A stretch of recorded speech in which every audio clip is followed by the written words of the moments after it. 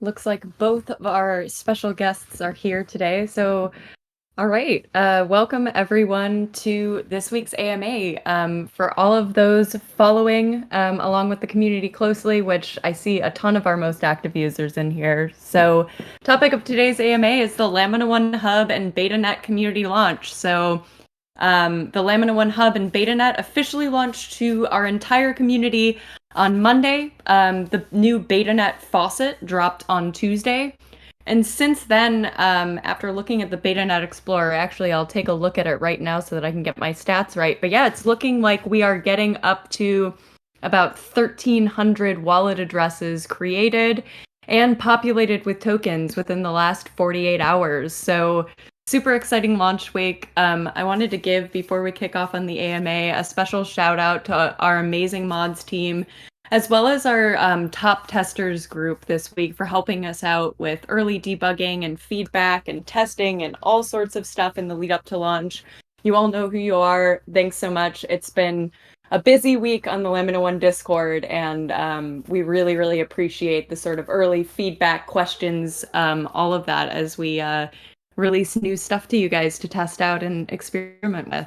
So today we are joined by LAMINA1 CEO Rebecca Barkin and CTO Will Carter to talk about the launch, some background on the project as a whole, as well as the future of LAMINA1 as we reach this pretty major milestone in our development. Going to be a short intro today because we have a lot of ground to cover. Already have been fielding a bunch of feedback, questions, recommendations from the community already. So yeah, I mean, let's dive in. Gonna start off with a couple of just kind of quick intro questions for Rebecca and Will just to frame up where we are. So Rebecca, Will, how are you two feeling about the BetaNet launch? Um, we're a little tired, but I feel really great. I am deeply, deeply proud of the team, and this community definitely is giving me life. I'm like watching the feedback come in, and I love it. It's really a thrill to to build in the open like this in this kind of a passionate community. So that's been really exciting. I mean, obviously, it's been a really, really brutal year for early stage companies, certainly in this industry. So I just feel really good and really proud that we've been able to be super scrappy, strategic, stay really focused, and are setting this platform and community up well for the long haul. So I feel great. I mean, Will, how are you doing? Also a little tired, but feeling really good about where we're at. Really proud of the team that we have. We're fairly small, but as Rebecca said, scrappy, highly motivated, and you know, we're really excited about being able to push kind of more user-facing stuff out into the public, rather than back-end blockchain updates. So yeah, we're excited. Amazing. Yeah, I mean the back end blockchain updates, we've got a huge contingency of our community that's definitely here for that stuff too. So not definitely kudos to everyone who's been working hard. Our engineers have been working their butts off for the last few weeks. Rebecca, as CEO, would love for you to also give us an update. So we get a lot of kind of questions about this across the server, and we've gotten a few more as we launch BetaNet. But where are we at in terms of Lamina 1's growth and development? Like a lot of community members are asking, like, what does BetaNet mean for me? Where are we at in terms of testing, launching the chain? As CEO, do you want to give us a quick update?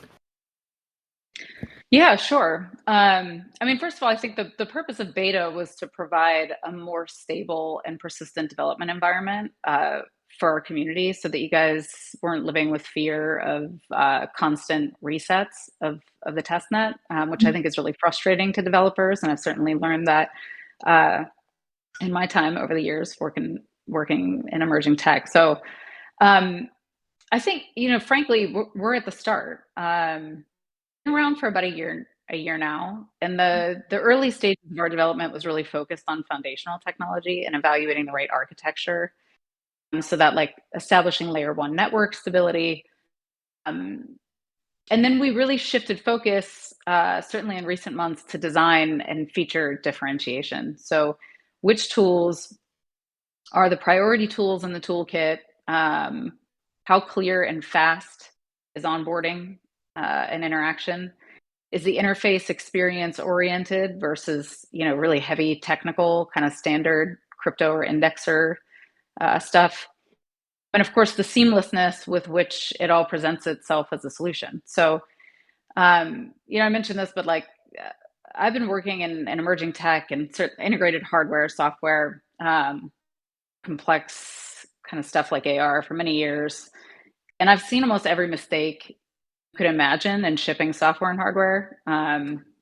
Too soon, too late, no go to market, built a Ferrari, no audience, wrong architecture, or even stifling UX for sure.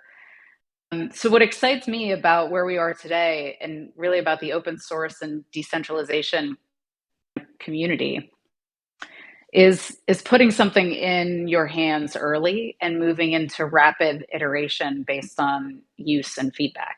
So balancing speed and perfection is an issue for any young company, certainly in a really competitive space.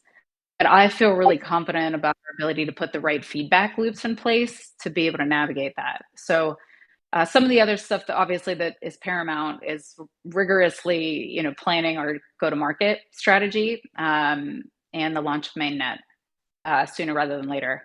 So showing that we can launch something stable that great people want to build on, and that will bring confidence from the market on the whole. So yeah, I think we're early, but we're hitting milestones, and that's really important. Yeah, that's my answer. Awesome. And Will, as CTO, speaking about the sort of tech side of things, so obviously we could just get the big picture from Rebecca, but what does this next phase mean to you as an engineer? Like, what are you most excited about diving into as we push forward into BetaNet? Yeah, I'm really looking forward to, kind of like Rebecca said, being kind of closer to the community, taking some of their feedback, integrating it back into the product as it develops. To me, that's like my favorite part of this process, is making sure we're developing towards the needs of you guys.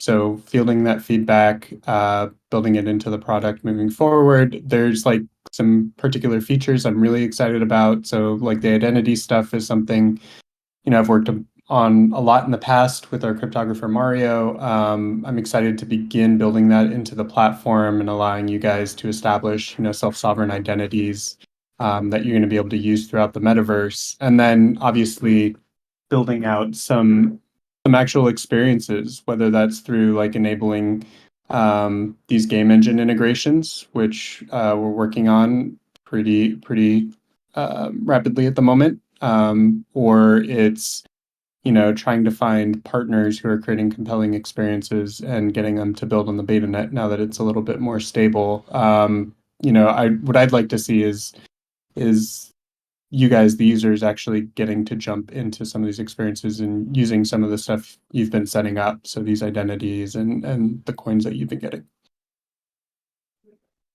Awesome. And what have been some of the biggest challenges and sort of obstacles we've encountered so far on our path to building?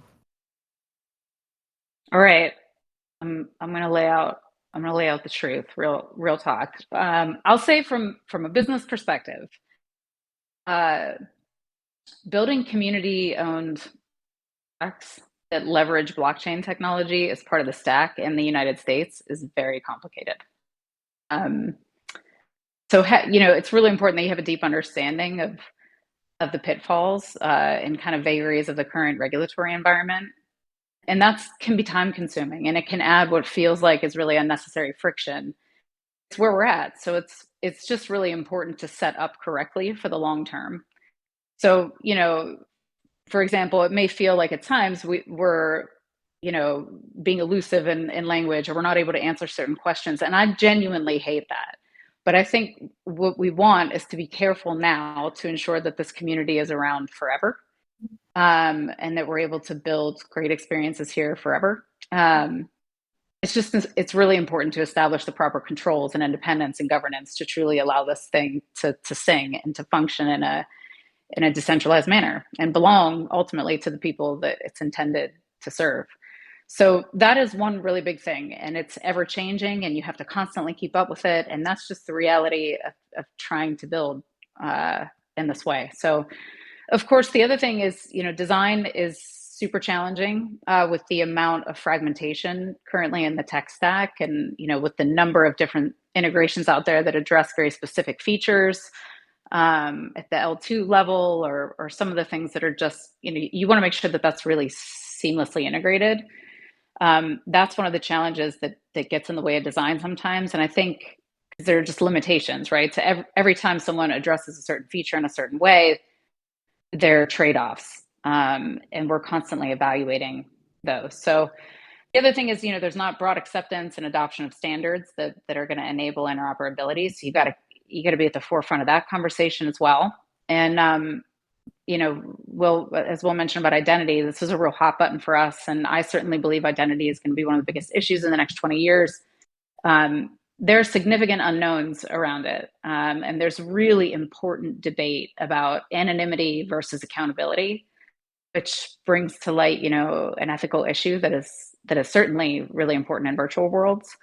And lastly, I'd say, resources are always a challenge in this kind of climate. I mean, you all are seeing the market. I'm sure you're aware of it. I find myself constantly saying, I know how much we want to do, but we need to prioritize for impact. So I certainly look forward to the financial environment opening up in the near future and things improving there as people build for longer term value. That's it on my side. I mean, Will, I'm sure, has a bunch of technical things, but yeah, I mean, honestly, I would echo a lot of what you said, specifically around identity and resources, obviously, but also, while I've been in the Web3 space, God, it's been like 7 years now. For a while, I do have kind of like that cryptographic part of my brain that's saying like do everything the most secure way possible. But I was also in like kind of the immersive space before that, which is like make everything as seamless and easy to use as possible so that people can focus on the experience. I think like one of the biggest challenges we've faced and the space has faced is like finding that balance between something that is secure but also convenient and easy to use. And that's kind of been like the core challenge of the hub is like how do we abstract away all of this complexity of blockchain so that people can just focus on the end results of blockchain, what it actually delivers to the user. So some of this self-sovereignty and this ability to control and own your own data and assets, like how do we give that to you without having you jump through a bunch of hoops to either set up that infrastructure or to access it or kind of just be inundated with a bunch of technical jargon.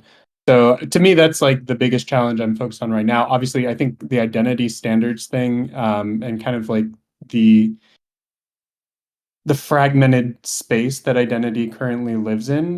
There's about 100 different startups at least working to solve identity in some way, in decentralized ways and more centralized ways, federated ways. Some of them are large corporations, some of them are small businesses. So like we are trying to stay at the front of that conversation, but a lot of people are having that conversation. And so I think we're very early on in terms of what identity ends up looking like in the metaverse. But so yeah, I'd say that's another huge kind of challenge is making sure we're at the front of that conversation and taking in all of the kind of most modern recommendations, best practices, and kind of cool approaches that we're finding. Awesome. So next I really wanted, so those were sort of my top line questions that I wanted to make sure that, we could answer and kind of like lay the groundwork for this conversation. But obviously I really want to dive into some questions from our actual community members. So I'm going to dive in. Just know some of these were submitted on our AMA questions channel, BetaNet discussion. Some of these were dropped using our dedicated feedback form on the LAMINA1 Hub itself. So we wanted to have like 2 ways for people to submit feedback. You can always ask a question anytime on Discord. If you want to submit feedback or questions anonymously, you can do that using the form. Always, as well as kind of saying we want to strike that kind of fine balance between anonymity, accountability, in everything we do, from the way you submit feedback to the way you actually navigate the future metaverse. So also, though, if you have any questions while we're talking through this next session, feel free to drop them in the chat and I will try to fit them in at the end, depending on how much time we have. So first one comes from an anonymous survey filler outer who asks, LAMINA1's changed a lot since testnet. So what are some of the new features added and why did we add them?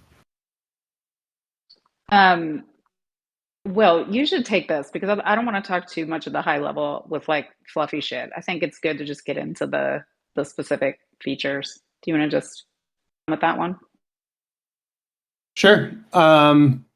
Yeah, so a lot of it changes, or what we've been working on again has been making the technology more approachable to the end user. And so that there's a whole tech stack in place that enables that is at the core of the hub, and will grow over time. So there's the hub itself, obviously, which is a front end app that a lot of you have already used and played with. There's goals to make that mobile friendly, maybe even mobile native at some point.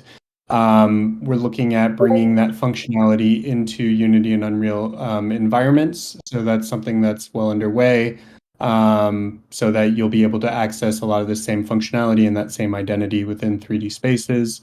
And then there's kind of the Web3 auth onboarding flow that was integrated and built into the hub, which is what allows you to use those social logins in a secure way while still, maintaining ownership of your account and your assets.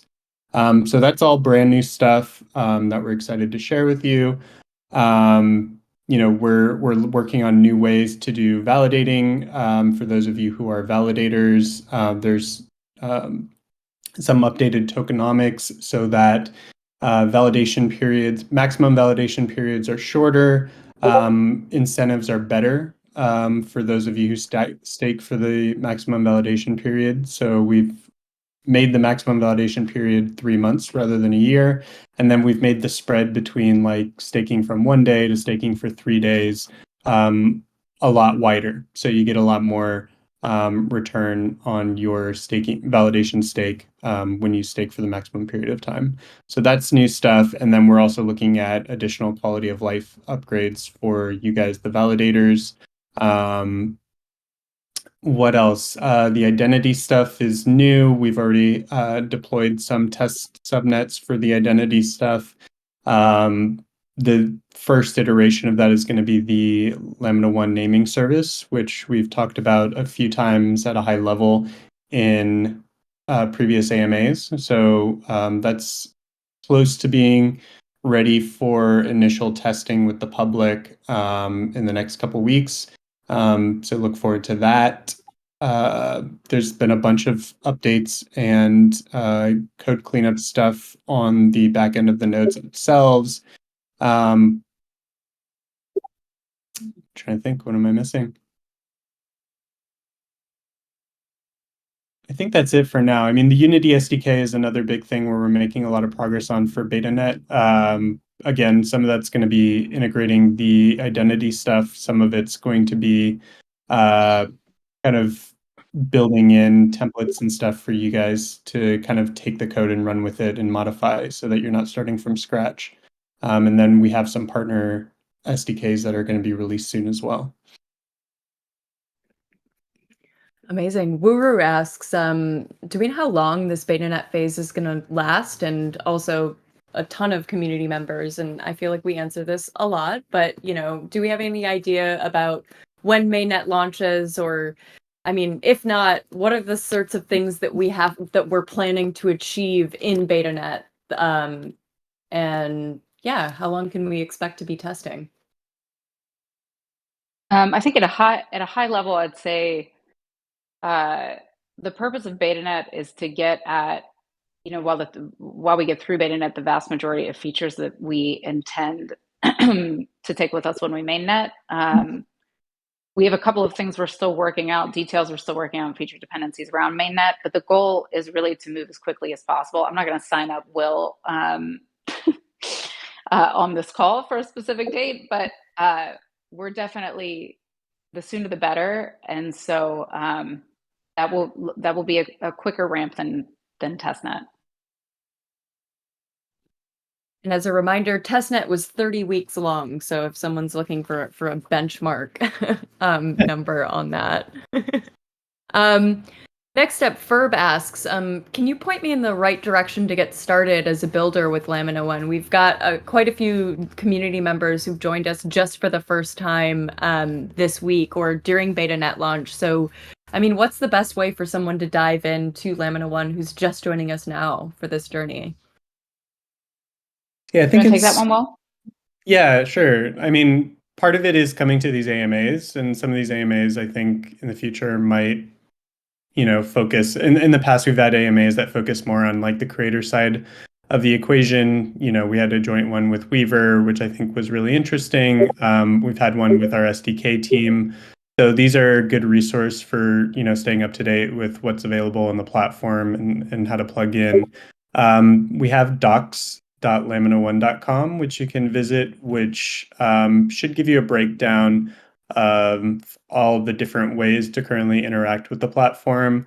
It doesn't currently cover a lot of detail of deploying smart contracts or deploying subnets, which is, for those of you who are interested in building out NFTs and stuff, that's something we're working on. So making kind of like the NFT deployment process a little more streamlined or a little more intuitive.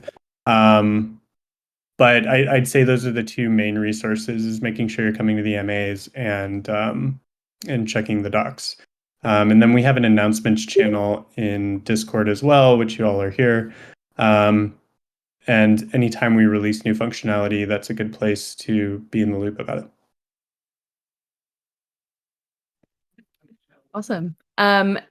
Another anonymous question here. We got, what are LAMINA1's current priorities or interests in the metaverse? So what types of experiences or projects can we expect at LAMINA1 launch?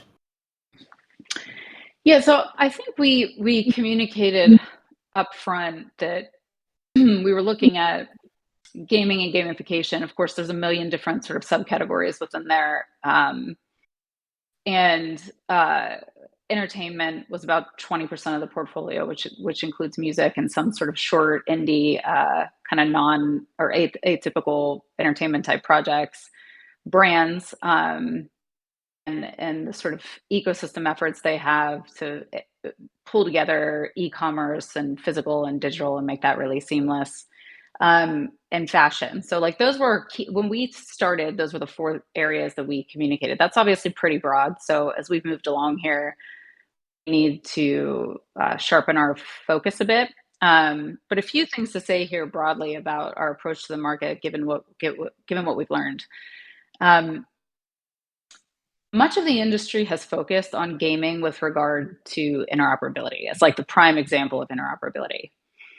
And we definitely believe that interoperable virtual worlds and gamified experiences are going to bring tremendous value down the road and are going to build into a really interesting ecosystem. And you see some of this going on, with what Epic is doing with UEFN, and they're starting to really familiarize those types of concepts of economic design and mini games and creating this kind of robust and rich and diverse virtual world with unique approaches to economic design. So I do think that there's a big opportunity there, but broadly, a lot of Web3 gaming kind of fell flat, and you can see it by how little was invested in Web3 games in these last couple of quarters. So it's really important that you get the best creators and designers and storytellers in the mix. But there are other examples of interoperability within a brand or an artist ecosystem that really could work today. So they may not be AR or VR or AAA, MMO gaming, but they still reflect that vision of the metaverse, which is this rich, interconnected world of increasingly immersive experiences. Like, for example, I don't know if anybody is following Sound.xyz, but let's say that I'm a super fan of Snoop, for example. There are a number of different ways that I might want to engage in his world, from concerts to streaming. There might be merchandise, virtual worlds, brand endorsements, or mini games that are all associated with this artist. And today, those are all really fragmented applications. Opaque. They're largely opaque in terms of transparency with the artist. And those are individual purchases that have no real cumulative benefit to an artist or a fan.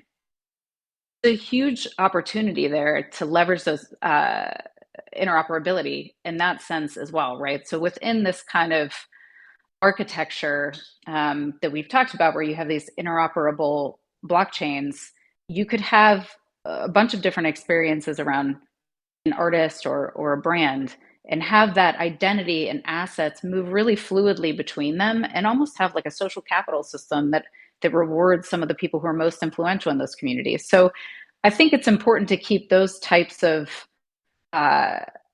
burgeoning kind of thinking around economic models that aren't just about gaming in mind. And we're looking really closely at those.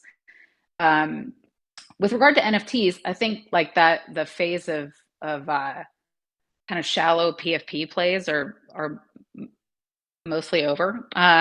We're certainly looking for projects that leverage.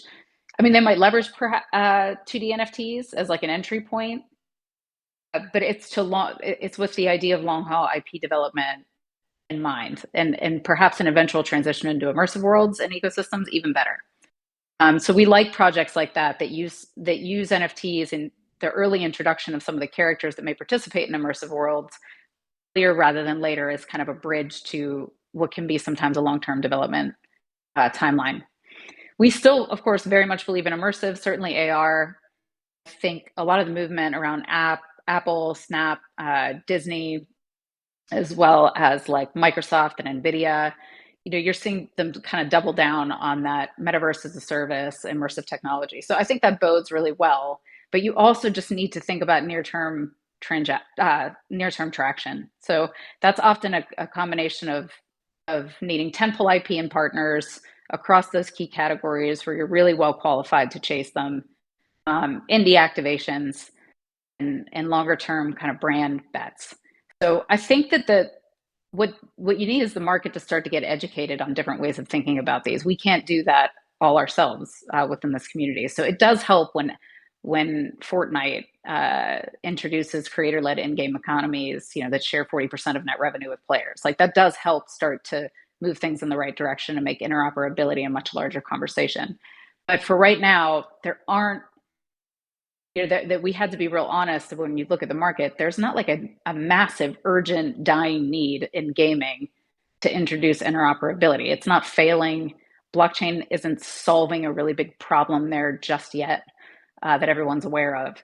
It can do that, and blockchain-based platforms can do that for some of the more immediate issues with entertainment and film. Entertainment and music. So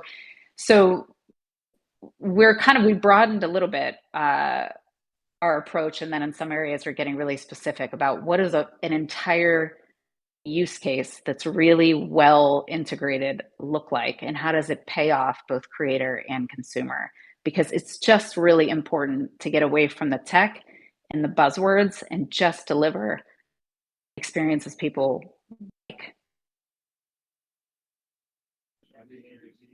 Super well said. I'm going to move forward. So obviously, like, this is, gosh, I feel like this was like so heavy. And again, like, Rebecca, every time I feel like you come on our AMAs, you fill the community with so much vision and like sort of long-term goals, which I think is super important. But I'm actually going to pivot us over to some more sort of like techie very sort of like kind of quest related stuff. So for community members who have onboarded onto the LAMINA1 Hub, there were kind of two big events that happened this week. It was, set up your Betanet address, and two, visit the Discord Faucet. And we got a ton of questions just about that faucet and the faucet rollout this week. And I think this will be a good chance for kind of Will to pop back in and answer some questions on that side. So we've got a question from community member Fedka who asks, what's been going on with the faucet this week, and why go with Discord for the faucet in the first place? I know a lot of chains do sort of more web faucet related stuff. What was the thinking behind that, and what have you been kind of working through with that faucet this week, Will? Do you want to take us behind the scenes a little bit? I will say Discord permissions are insanely hard to navigate. So we did do a Discord faucet, as you all know. And we did that for a few reasons. One of them was, part of Betanet is trying to ensure that the economics of the platform sort of reflect what we think economics in the mainnet might look like. And so we don't want to flood the network with, or provide a channel for which people can flood the network with coins. That they can just infinitely get. So we wanted a way to restrict everyone to a single drip, so one request from the faucet each, without doing anything heavy like KYCing you or anything like that. So Discord kind of gave us that approach fairly conveniently, in that you guys presumably have verified emails when you set up your Discord. So it was just one way to help meter and protect the faucet from being spammed by people just creating a bunch of different accounts and hitting it, which is something we did run into with the web wallet. So that was like the main reason was, a lot of our community is already on Discord. And it gave us a way to meter the output of that faucet in a way that wouldn't flood the economy of the Betanet too substantially. What's been going on with the faucet this week? Yeah, like I said, we've been fighting with Discord. Part of our Discord strategy is managing spam and people who come in and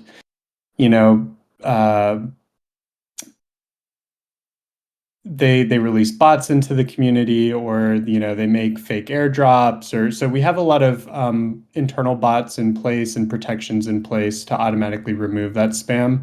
And some of that was doing battle with our faucet as well as kind of like the restrictions we had in place for certain roles weren't working correctly. So the faucet had a couple hiccups early on. It should be very stable now. You shouldn't be running into any issues. But if you do, definitely let us know and we'll address it pretty quickly. I have another question on the faucet. So Senaten and Quadruple, a couple of community members have asked sort of questions along this line. Like, I've got my tokens from the faucet, I've got my hub set up. Now what do I do? Are there any more things that we should test or be looking into, or that engineering or product wants us to be doing in this kind of first week of testing? No, I think the first week of testing, as I mentioned in the last AMA, is really about the onboarding process. I know, a lot of people, including myself, would be looking for something to do now that I have these coins. You can send them to each other within the community. If you want to, you could send them over to the staking wallet and start delegating with them, which can be a challenging process, but we do have a little bit of information about how to do that in our docs. So that would be one thing you can do with them. But for now, the main call to action for a lot of you guys is just to give us feedback. And a lot of you have given us really great feedback on what that onboarding process was like and some of the challenges you faced, or even the things you didn't like about it. So continue that feedback. Yeah, I think the feedback is super helpful for us in general. And I will say, before you start sending tokens back and forth to each other, know that that's going to probably be a quest for next week. Spoiler alert. So if you want to get the XP for that, maybe wait until next Monday. I'll also drop, after I ask this next question, a some directions on how to stake. Again, I think it's a little bit more complex than just setting up the LAMINA1 Hub, but if you're interested in diving in a little bit deeper and getting an L1 staking wallet in addition to your hub, yeah, we're here to help you. All right, so another big question. Nil315 asks, what's the point to emphasize C-chain in the Faucet directions? And they were also asking, isn't there only one chain for LAMINA1? And then, of course, we were kind of clarifying, talking, and another question that came up, like, as we were clarifying, that there are actually multiple chains within the LAMINA1 infrastructure, why have more than one chain in the first place? So, Will, do you want to talk about this a little bit? There's obviously a little bit of confusion. People were sort of like, wait, what is a C chain address? Isn't it just my hub address? Do you want to break into the architecture a little bit? Yeah, so for those of you who are new or didn't know, the LAMINA1 infrastructure does consist of 3 chains currently: a C, X, and P chain. The C chain is like the EVM environment or the Ethereum virtual machine environment, which is where I think a lot of mainstream users will end up spending a lot of time. The P chain is primarily for staking, for validating, for setting up subnets. And so, I think a lot of users won't end up spending a lot of time there. They might delegate a bunch of tokens to some validators once or twice and then let them sit there for a while. But I think a lot of the day-to-day interactions will be on the C chain. So the infrastructure itself does compose of those 3 chains, but then there's also all the chains that community members can deploy called subnets. And those subnets are all independent blockchains as well. Some of them can have multiple blockchains within them as well. So in the Faucet, currently, we're only dripping from the C chain at the moment. So there isn't a real reason for us to emphasize the C chain or even provide, the option to change the network.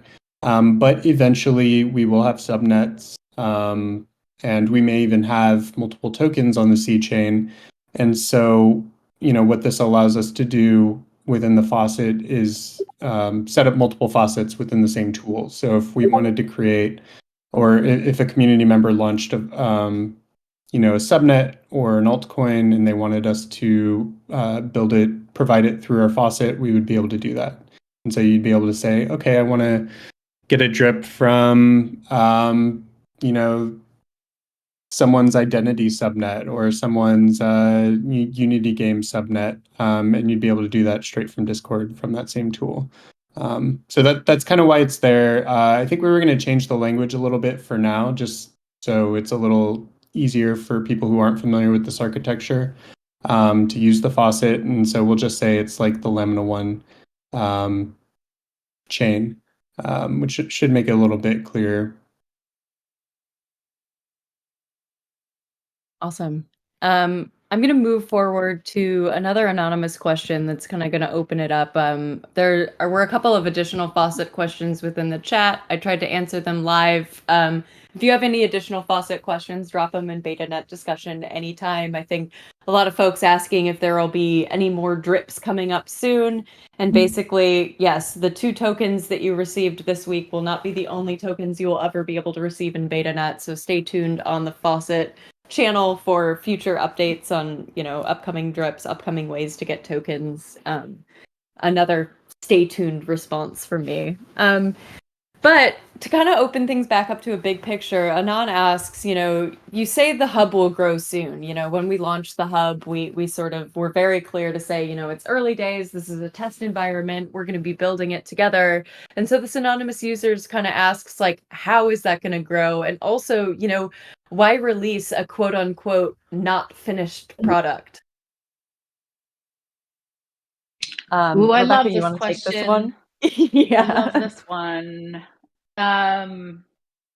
All right. So look, one of our angel investors, is Reid Hoffman, and he often has been known to say, if you're not embarrassed by the first version of your product, you've launched too late.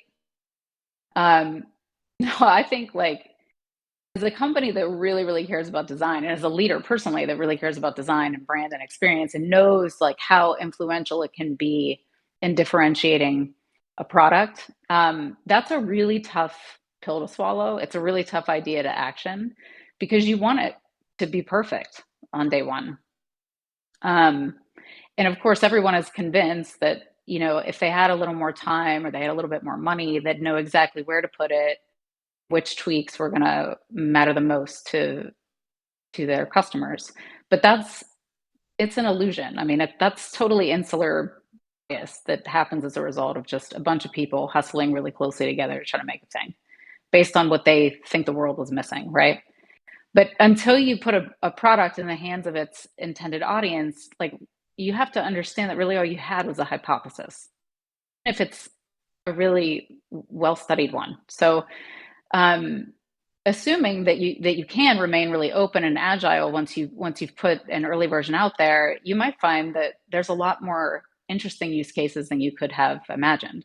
So it is important. Again, it's back to that balance of like speed and perfection. And it's a constant debate internally.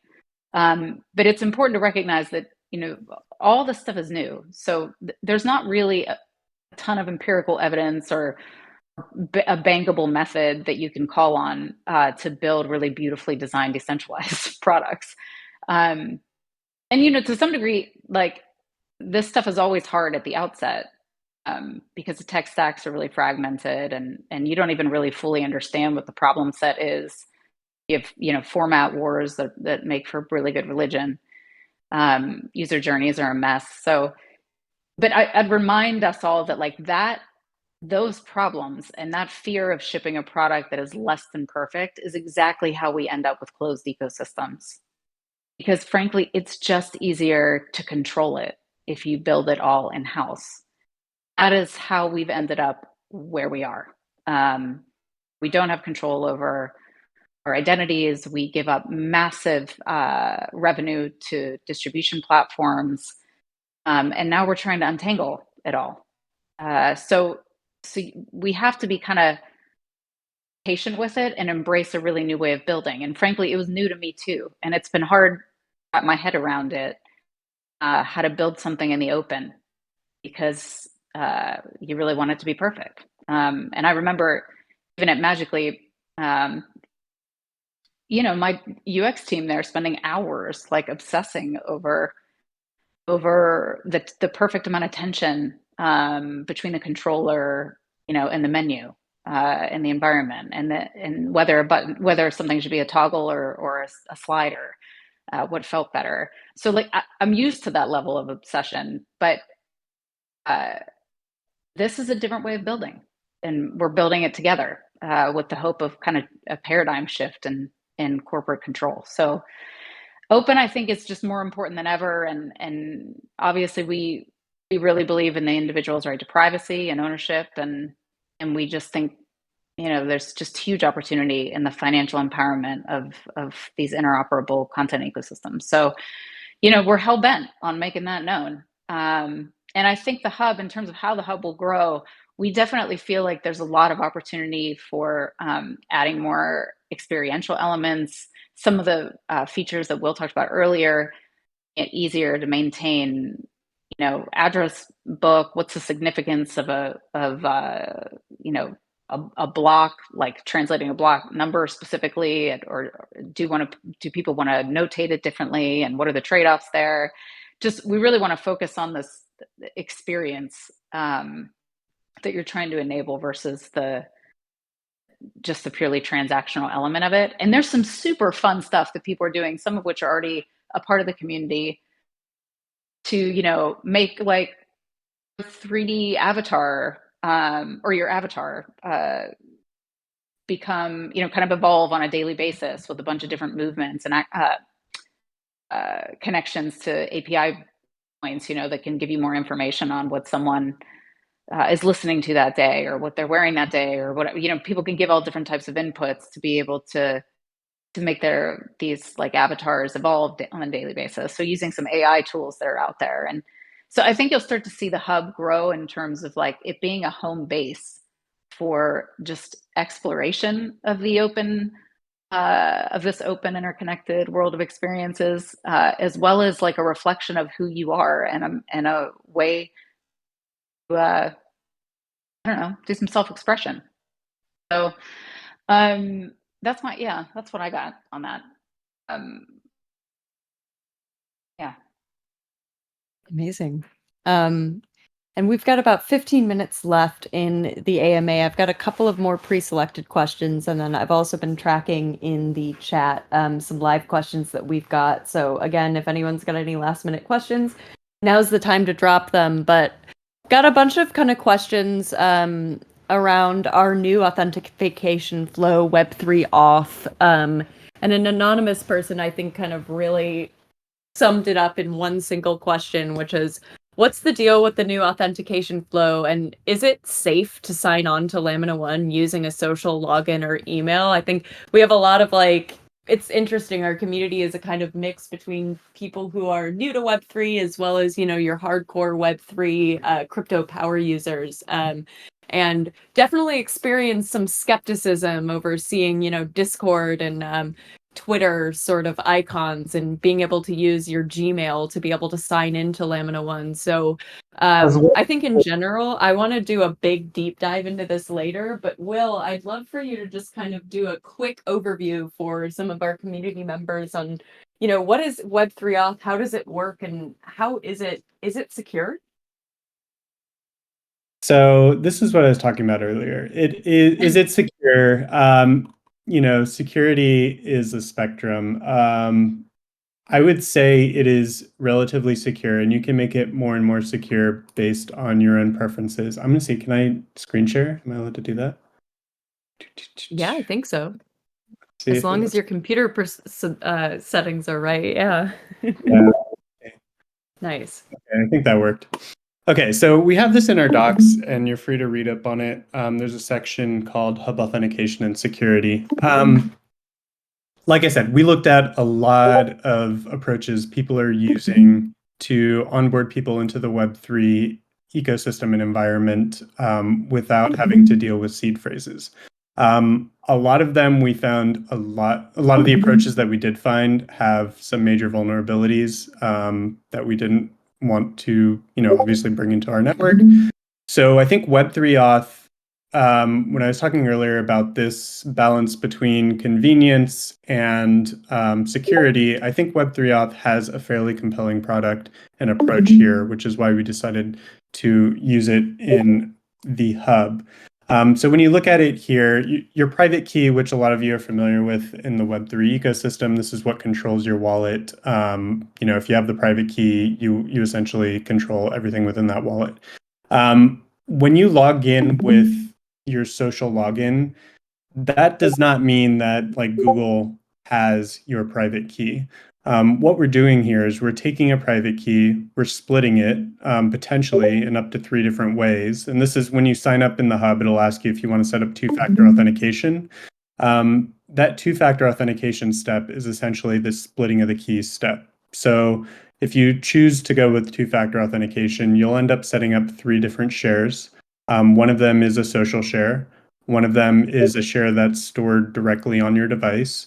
And then the third one is one that can be configured to be a couple different things. So, it could be a 24-word recovery phrase itself. It could be a password. Mario, our cryptographer, which we hope to bring in on a later AMA to dig into some of the options here more in depth, is looking at ways to do biometrics or some other convenient way to create a third share. But the principle here is you need at least 2 of the 3 shares present in order to actually do anything with that private key. So you'll notice if you set up two-factor authentication and say Google decides they're going to deactivate your account for whatever reason, as long as you still have these 2 other shares, you still have access to your private key. And what's more is you can actually establish another third share. So if you lost access to your Google account or they tried to block Web3 applications for some reason, you would be able to reestablish a third share with either another social provider or, maybe in the future it's a hardware wallet, whatever. the point here is like you can actually configure the security to a point that is kind of meets your needs as an individual rather than forcing everyone to go through the same 24-word onboarding process. And the problem with the 24-word onboarding process is there's no recovery mechanism. So you lose those 24 words, you're kind of out of luck. Whereas in this case, if that 24-word process is only one of the shares, you could use your social login and the local share on your device to actually generate a new one. So part of this was about recovery options, making sure that if you don't back up your keys correctly, you have alternative ways to get access to your wallet. Part of it was simplifying the onboarding process, and focusing on that simplifying the onboarding process just for a moment. For people who are new to Web3 and don't really understand it, don't really have a lot of energy or emotion kind of invested in it, they probably don't want to go through all these extra steps. They don't want to write down a 24 recovery phrase because they don't even know if they're going to participate. They just want a quick way to get into the platform, test it out, see if it's something they like, want to use. And then later on, they might decide this is actually something that's really compelling to me. I want to increase the security of my account so that my assets are a little more safe. Then they can just go ahead and use that social login at first, and then add these recovery phrases later on when they've got something at stake to protect. And then like specifically, if you do decide to only log in with like your Facebook or your Google login or your Discord login, it's still not at the mercy of Google per se. Like they can't access your key or anything. What happens in this process if you choose to not go through two-factor authentication? Well, it happens even if you do, but this social share is actually broken up into a bunch of different pieces, and it's shared across a federated network of nodes. So that those nodes would all have to collude and work together in order to actually recreate that share. So there's multiple layers of protection here. If you set up two-factor, which if you're going to be holding a lot of value in these wallets, is definitely recommended. You get to do some of that splitting up and backing up yourself. And then even if you don't and you just use the social login, that social login is being shared across a federated network of nodes. So it's not like one person has access to your private key. Hope that was fairly clear. If not, again, this is in the docs. You can read through it. And I think we're probably going to have an AMA at some point where we dig in a little bit more. Definitely. Yeah, Conquistador, I hope that was helpful for you. I know they were saying, they're reluctant to use MetaMask because it meant importing it, which means asking for a seed phrase. And yeah, it's interesting. I feel like anything that's easy on the internet, a lot of the Web3 community approaches with skepticism, which is probably a good thing at this point. So, Totally. But yeah, I thought it was, yeah. And I think like one thing, while we do want to make this as easy as possible for new people to come into Web3, we also want to support those of you who are already, built into Web3. You've already got a MetaMask set up. So that is an option. You can definitely use that onboarding process. MetaMask does have its own UI UX issues. So at some point when we talk like subnets and interoperability, that's going to be a bit more of a challenge for you using MetaMask because MetaMask doesn't kind of natively support a bunch of like interconnected layer 2 networks. So you might have to do a little bit more manual work to use your MetaMask wallet moving forward past just interacting with the C chain. But it is something we've allowed you to do if you're more comfortable with using MetaMask. We're probably going to support other external wallets. Ideally, we're going to support Ledger hardware wallets as well. So, in the future, there will be options for those of you who, love to manage your own keys and already know how to do it. Awesome. Well, we've got about 5 minutes left, so I wanted to finish up. Now is about the time when we usually drop the code for our AMAs. So everyone's secret code drop coming now for this AMA. I'm going to leave this up for the next week we'll also be posting it on the YouTube recap. So feel free to come back into this channel to grab the code anytime over the next week or so, or on the YouTube. I'm putting a bunch of lightning bolts around it as we speak. All right, secret code is now currently dropped in the chat. It is L1B3TA exclamation point.